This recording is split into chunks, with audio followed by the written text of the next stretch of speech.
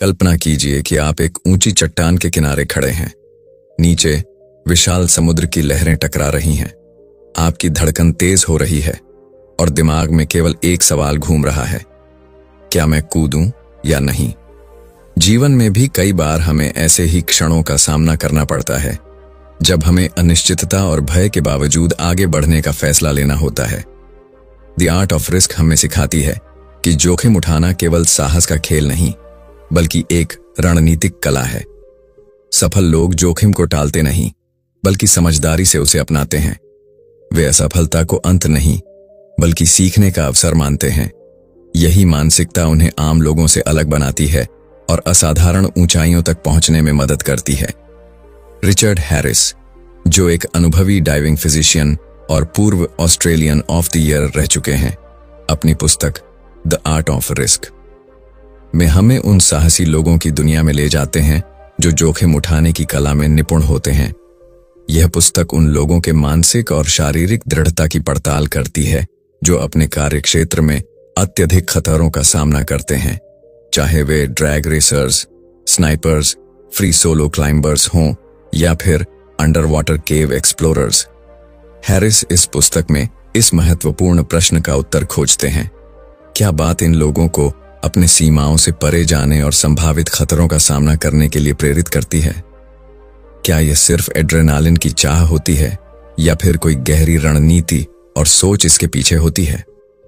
उनका शोध यह बताता है कि सफल जोखिम लेने वाले लोग लापरवाह नहीं होते। वे खतरों को अच्छी तरह से समझते हैं और उनके प्रभावों का आकलन करते हैं। इन व्यक्तियों की सफलता का रहस्य सिर्फ उनकी बहादुरी में नहीं, बल्कि उनकी सावधानीपूर्वक योजना, समझदारी भरे निर्णय और असाधारण अनुशासन में छिपा होता है। कई लोग जोखिम उठाने को सीधे सीधे असावधानी या मूर्खता से जोड़कर देखते हैं, लेकिन हैरिस बताते हैं कि यह धारणा गलत है।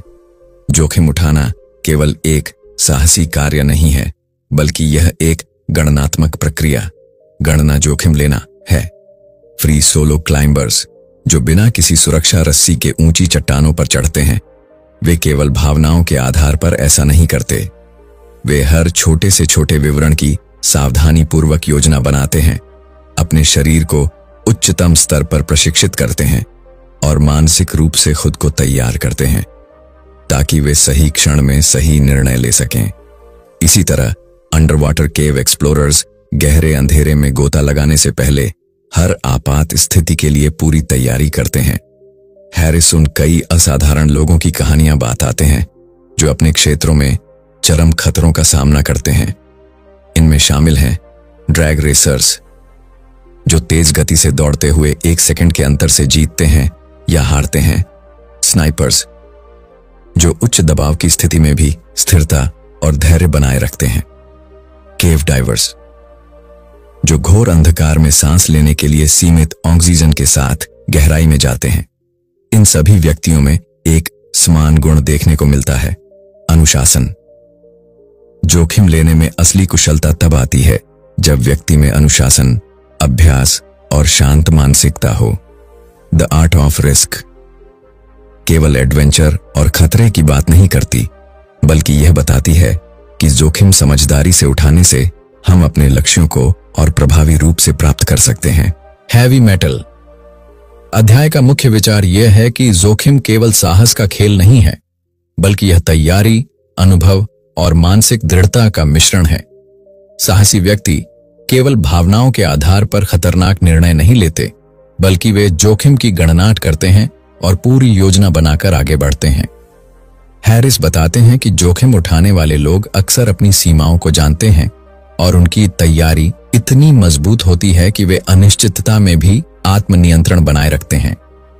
चाहे वह गहरे समुद्र में डाइविंग करने वाले लोग हों या ऊंची चट्टानों पर चढ़ने वाले पर्वतारोही, वे सभी अपने शरीर और मन को उच्चतम स्तर तक प्रशिक्षित करते हैं।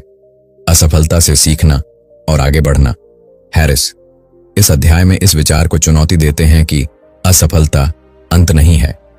जोखिम लेने वाले सफल लोग हर असफलता को एक सीखने के अवसरानंद के रूप में देखते हैं और उससे आगे बढ़ते हैं। वे जानते हैं कि हर असफलता उन्हें मजबूत बनाती है और अगले प्रयास में अधिक सफलता दिला सकती है। एक पर्वतारोही का उदाहरण।